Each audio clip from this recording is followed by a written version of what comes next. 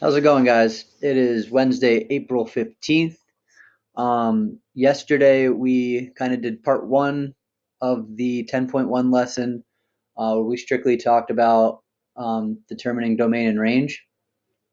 Today, we're going to finish up the lesson where we are going to focus more on actually graphing square root functions and comparing graphs of square root functions. So let's take a look at our learning targets, though, for today. If we go to our learning targets for today.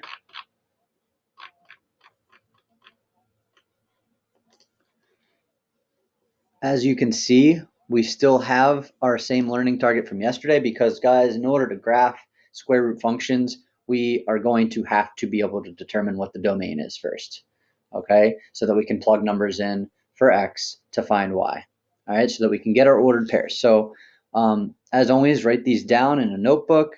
But our first one is, again, I can determine the domain and range of a square root function. And then what we are going to focus more so on today is the second one, which is I can graph and compare square root functions. All right, so this will finish up 10.1. So let's get into it. I'm actually going to skip example one because it's strictly finding the domain, which you should know how to do by now. And we're going to start to look at, again, these graphs. Okay, so we're going to focus more on that today. So like I said, remember, in order to make this table of values, guys, we have to find the domain first, okay? Finding the domain tells us what numbers to plug in. So remember, what's underneath the square root symbol we say is greater than or equal to 0. Solve if necessary for x, but in this case, we don't have to. So what we plug in are numbers that are greater than or equal to 0, and what we choose are smart numbers that have perfect squares, right? So that we can get solid ordered pairs on our graph, okay? So we plugged in 0, 1, 4, 9, and 16. These are the numbers that came out for y. These are simply ordered pairs that we're going to plot, okay? That's it. So here are those ordered pairs plotted, all right? And these are what this is what square root functions are going to look like, okay? It's just going to be a curved line, all right? No U shape anymore, just one curved line. So step 3, after you plot the ordered pairs, it says to draw a smooth curve through the points.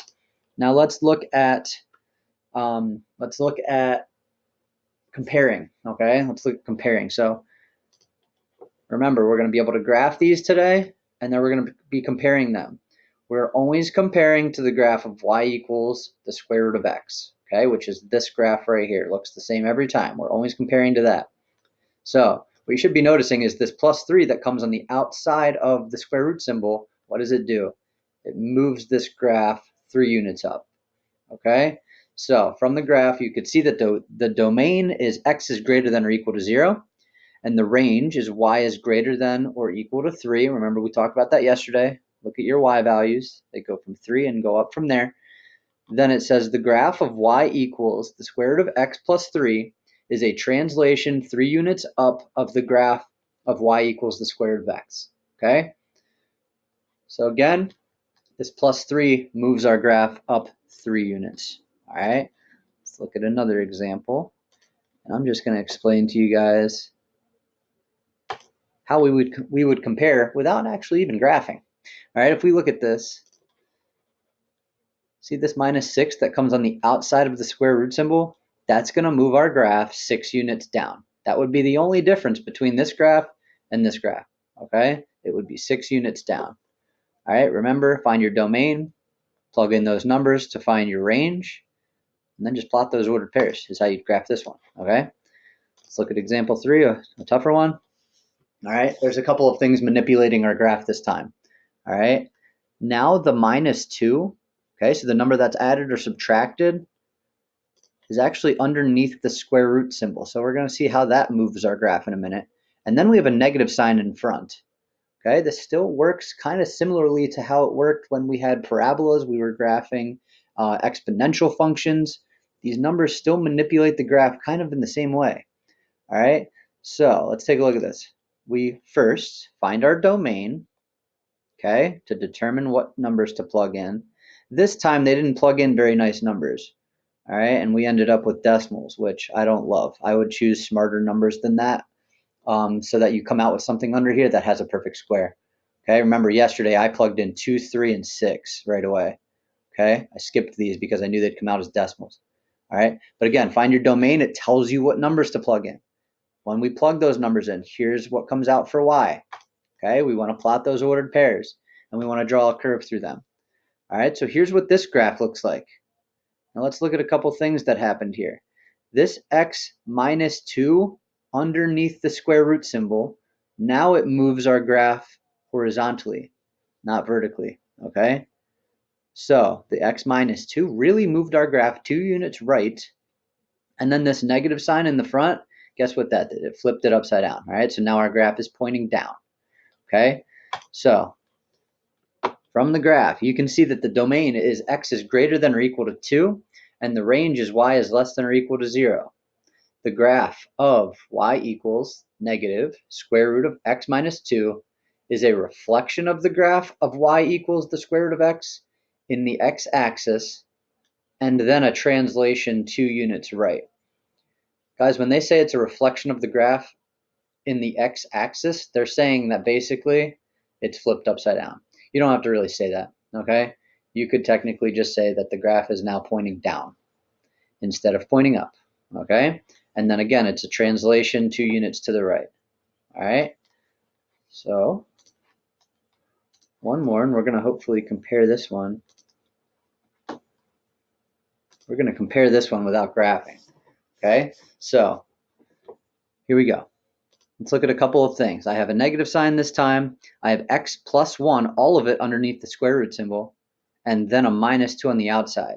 Now I'm going to describe, or I'm going to compare this graph right now without even graphing it, okay? Without even graphing it. So this negative sign right here is going to flip our graph, all right? So it will be pointing downward now. I know that because of this negative sign. This plus 1 underneath the square root symbol, that moves my graph horizontally, okay? And it actually moves it left 1 unit. It really moves it left 1 unit.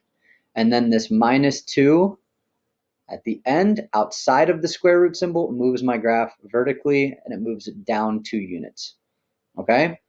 But basically, guys, that's the end of it. That's the end of the lesson. So you're going to use your skills from yesterday, okay, to find domain, because finding domain helps you to plug in the correct numbers so that you can get your ordered pairs. And once you get your ordered pairs, guys, you're simply just plotting them on the graph, okay?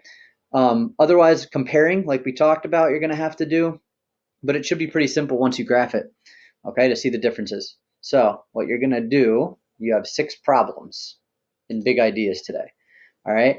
And actually, it's going to be a lot of matching. You don't have to physically graph it yourself, right? You're just going to be matching equations with graphs, okay? And then you're going to be comparing them, all right? And there's a little bit of domain and range in there as well, okay? So it's basically combining the skills from yesterday with today, and you should be pretty successful.